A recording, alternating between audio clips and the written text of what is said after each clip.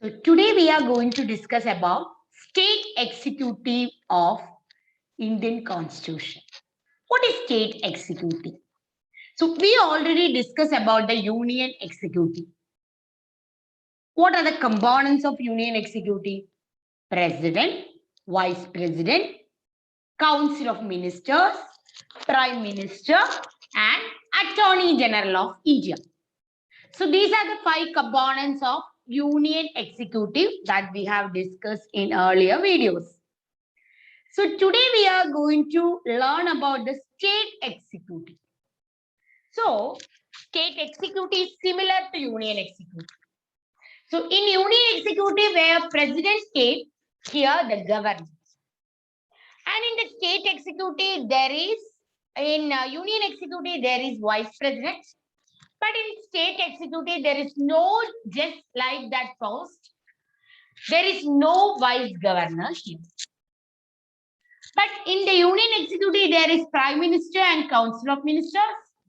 In state executive, there is chief minister and council of ministers. In union executive, there is attorney general of India. And in the state executive, there is advocate general of state. So state executive contain the governor, the council of ministers, the chief minister, and advocate general of state. So these are the 4 components of state executive.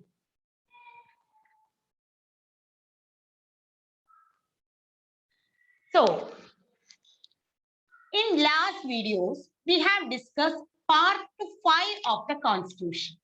So today we are going to start with part 6 of the constitution. Part 6 of the constitution. So we know that Indian constitution is having 22 parts. So 22 പാർട്ടുകൾ ഉള്ളതിൽ 6ാമത്തെ പാർട്ടാണ് നമ്മൾ ഇന്ന് നോക്കാൻ പോകുന്നത്. So 6ാമത്തെ part എന്നാൽ the article 152 to 237. Article 152 to 237 articles are there in the 6th part of the constitution. So 6th part of the constitution contains article 152 to 237. But from article 153 to 167, almost 15 articles which are discussing about the state executive of the constitution. Okay, so article 153 മുതൽ 167 വരെയുള്ള ആർട്ടിക്കിളുകളാണ് state എക്സിക്യൂട്ടീവിനെ കുറിച്ച് പറയുന്നത്. So the state executive consists of governor, chief minister, the council of ministers, and advocate general of the state. So we can start with the governor. അപ്പോ നമ്മൾ article 52 എന്തായിരുന്നു?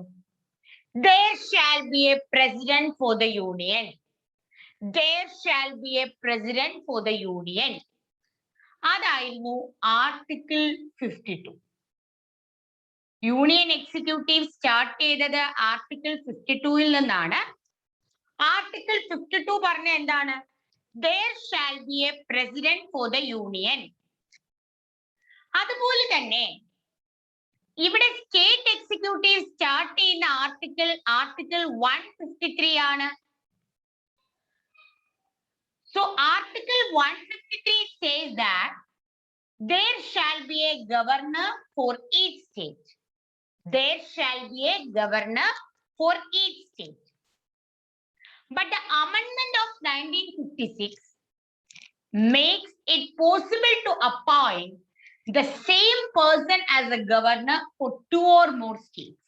അപ്പോൾ നമ്മൾ ഈ 7th amendment 1956 ഇതിനു മുമ്പ് ഡിസ്കസ് ചെയ്തിട്ടുള്ളതാണ്. രാജ്യസഭയിൽ 250 ആളുകളും ലോക്സഭയിൽ 550 എന്ന നമ്പറും 552 എന്ന നമ്പറും കൺഫേം ചെയ്ത ഫിക്സ് ചെയ്ത അമെൻമെന്റ് ആണ് 7th അമെൻമെന്റ് ഓഫ് 1956. അതേ അമെൻമെന്റിൽ തന്നെ the same person can appointed as the governor of 2 or more states എന്ന് പറയുന്നുണ്ട്. So 2014 തെലങ്കാന എന്ന സ്റ്റേറ്റ് നിലവിൽ വന്നു എന്ന് നമുക്കറിയാം. 2014 ജാനുവരി 1-ന് 2014 ജൂൺ 1-ന് തെലങ്കാന എന്ന സ്റ്റേറ്റ് നിലവിൽ വന്നു. അപ്പൊ ആ സമയത്ത് തെലങ്കാനയ്ക്കും ആന്ധ്രാപ്രദേശിനും കൂടി ഒരു ഗവർണർ ആയിരുന്നു. So one person can act as the governor for 2 or more states എന്ന് 7th Amendment of 1956 പറയുന്നുണ്ട്. So Article 153 is actually saying that there shall be a governor for each state. Then Article 154. നമ്മള് പ്രസിഡന്റിന്റെ കേസിൽ article 53 പഠിച്ചു. എന്താണ്? Executive power of the president ആയിരുന്നു article 53. ഇവിടെ article 154 lays down that the executive power of state shall vest in and be exercisable by the government directly or through officers subordinate to him. ഇതുപോലെ തന്നെയായിരുന്നു article 53 പറഞ്ഞത്. It lays down the executive power of union shall vest in and exercisable by the president either directly or through officers subordinate to him എന്നാണ് article 53 പറഞ്ഞത്. അപ്പോ അതേപോലെ 53 പറയുന്ന കാര്യങ്ങൾ തന്നെയാണ് ആർട്ടിക്കിൾ 154 പറയുന്നത്. The executive power of the state shall be vested on the governor. So we will discuss what are the executive powers of the governor and all we will discuss. Anyway, Article 153 and 154, both of them are very much important. Then Article 155. So, നമ്മൾ Article 54 എന്താ പറഞ്ഞേ? ഓർക്കുന്നുണ്ടോ? Article 54 എന്താ പറഞ്ഞേ? Electoral College-നെ കുറിച്ചാണ് പറഞ്ഞത്. So all the elected members of the Rajya Sabha, Lok Sabha and the State Legislative Assembly. All the elected members of Lok Sabha, Rajya Sabha and State Legislative Assemblies. ഇവര് ചേരുന്നതാണ് electoral college എന്നാണ് നമ്മൾ article 54 പറഞ്ഞത്. ആ electoral college ആണ് പ്രസിഡന്റിനെ select ചെയ്യുന്നത് എന്നും ആ ഇലക്ട്രൽ കോളേജിലെ പ്രസിഡന്റ് ഇലക്ഷന്റെ പ്രൊസീജിയറുകളെ കുറിച്ച് നമ്മൾ ആർട്ടിക്കിൾ 55 പറഞ്ഞു. So we know that president എന്ന് പറയുന്നത് ഇലക്ഷനിലൂടെ തിരഞ്ഞെടുക്കേണ്ട ഒരാളാണ് എന്നാണ് ഈ 2 ആർട്ടിക്കിളും നമ്മൾ പഠിച്ചത്. പക്ഷെ ഗവർണർ എന്ന കൺസെപ്റ്റ് ശരിക്കും പറഞ്ഞാൽ ബ്രിട്ടീഷ് ഗവൺമെന്റ് ഇന്ത്യയിൽ ഭരിക്കുന്ന കാലം മുതലേ ഉള്ള പോസ്റ്റാണ് ഗവർണർ എന്ന പോസ്റ്റ്.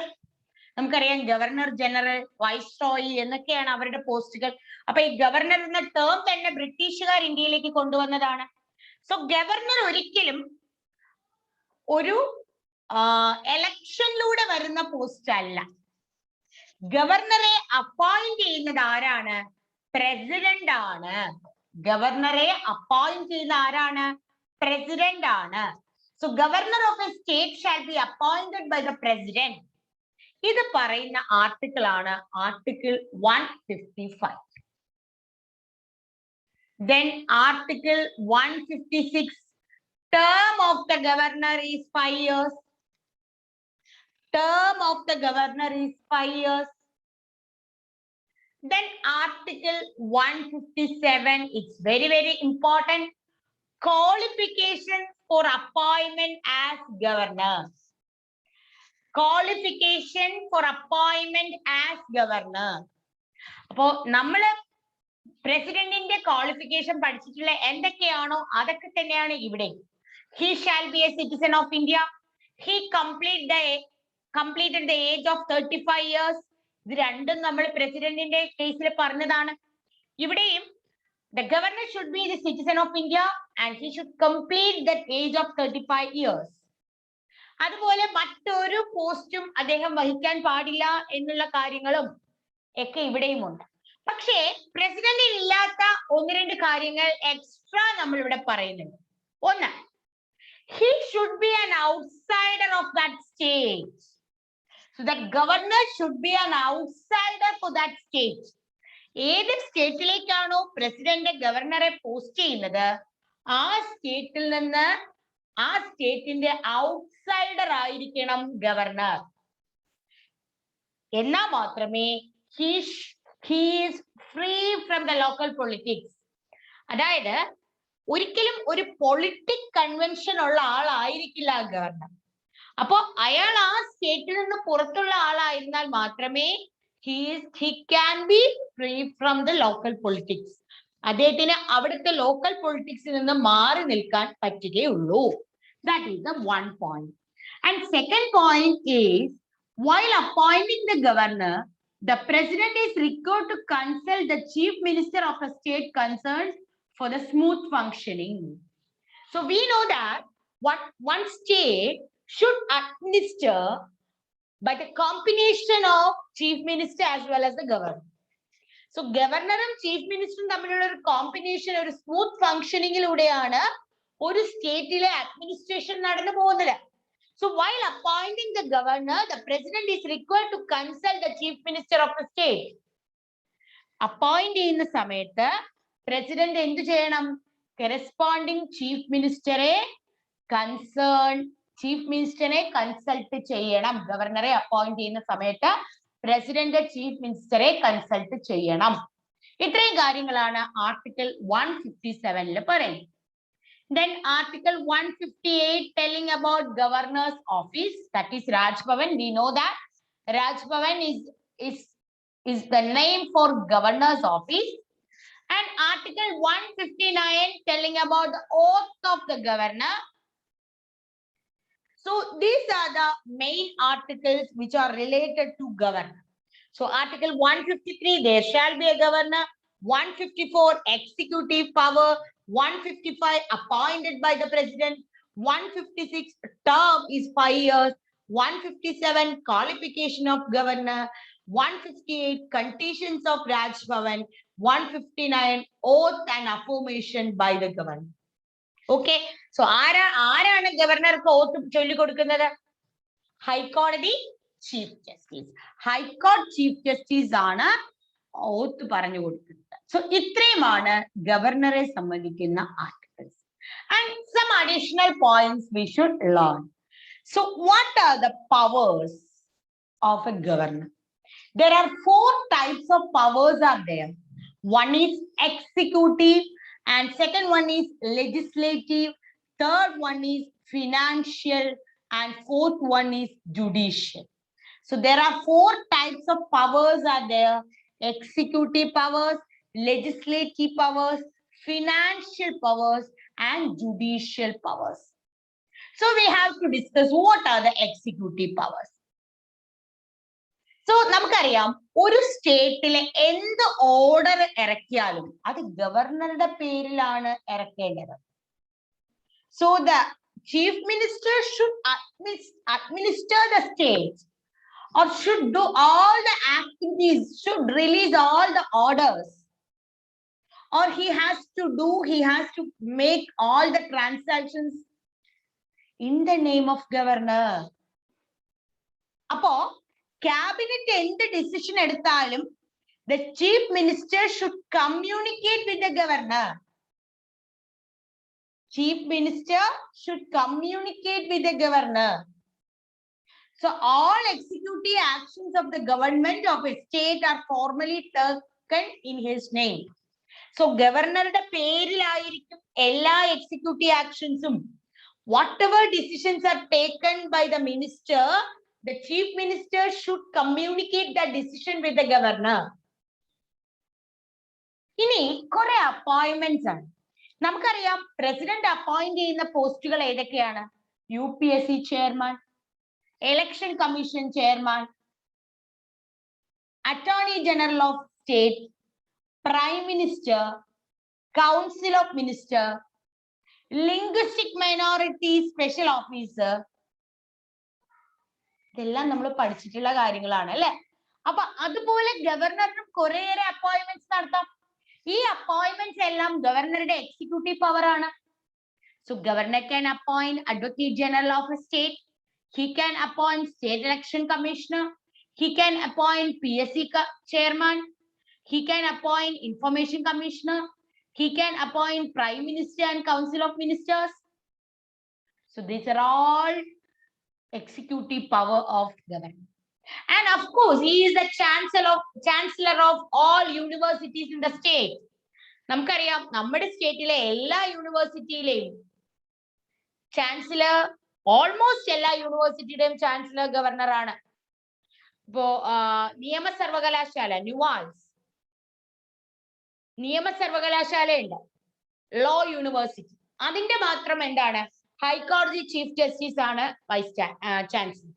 ഹൈക്കോടതി ചീഫ് ജസ്റ്റിസ് ആണ് ലോയുടെ യൂണിവേഴ്സിറ്റി ഓഫ് ലോയുടെ ചാൻസലർ എന്ന് പറയുന്നത് ഹൈക്കോടതി ചീഫ് ജസ്റ്റിസ് ആണ്. അല്ലാതെയുള്ള ഓൾമോസ്റ്റ് എല്ലാ യൂണിവേഴ്സിറ്റീസിന്റെയും ചാൻസലർ ആരാണ്? ഗവർണർ ആണ്. So these are the executive power of governor.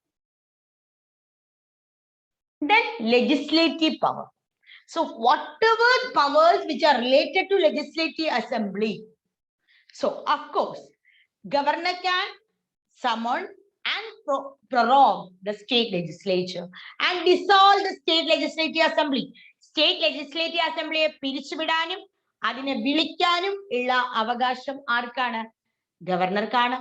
ഒരു പുതിയ സ്പീക്കറിനെ അപ്പോയിന്റ് ചെയ്യാനും, സ്പീക്കർ ഇല്ലാത്ത സമയം, ഡെപ്യൂട്ടി സ്പീക്കർ ഇല്ലാത്ത സമയം ഒരാളെ അപ്പോയിന്റ് ചെയ്യാൻ, പ്രിസൈഡ് ചെയ്യാനുള്ള ഒരാളെ അപ്പോയിന്റ് ചെയ്യാനും, ആരാണ് സ്റ്റേറ്റ് ലെജിസ്ലേറ്റീവ് അസംബ്ലി പ്രിസൈഡ് ചെയ്യേണ്ടത് എന്നുള്ള കാര്യം ഡിസൈഡ് ചെയ്യേണ്ട അവകാശം, മണി ബില്ല് പാസ്സാക്കേണ്ടത്.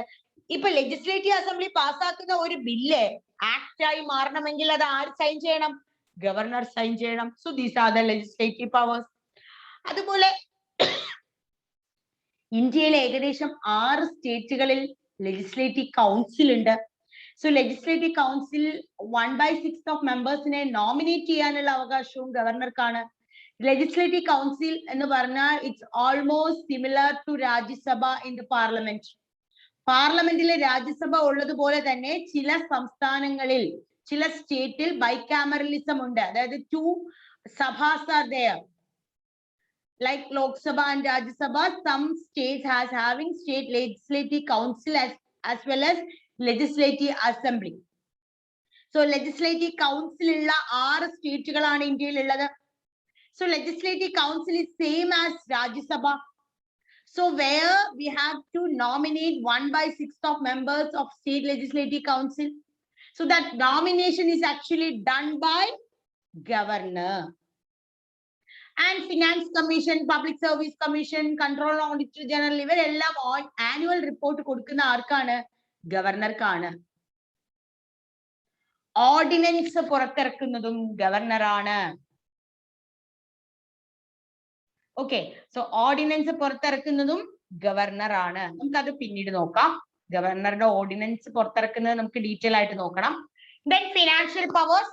നമുക്കറിയാം annual financial statement. Annual financial statement എന്ന് പറഞ്ഞാൽ എന്താ? ബഡ്ജറ്റിന്റെ കോൺസ്റ്റിറ്റ്യൂഷൻ നെയിം ആണ് ആനുവൽ ഫിനാൻഷ്യൽ സ്റ്റേറ്റ്മെന്റ്.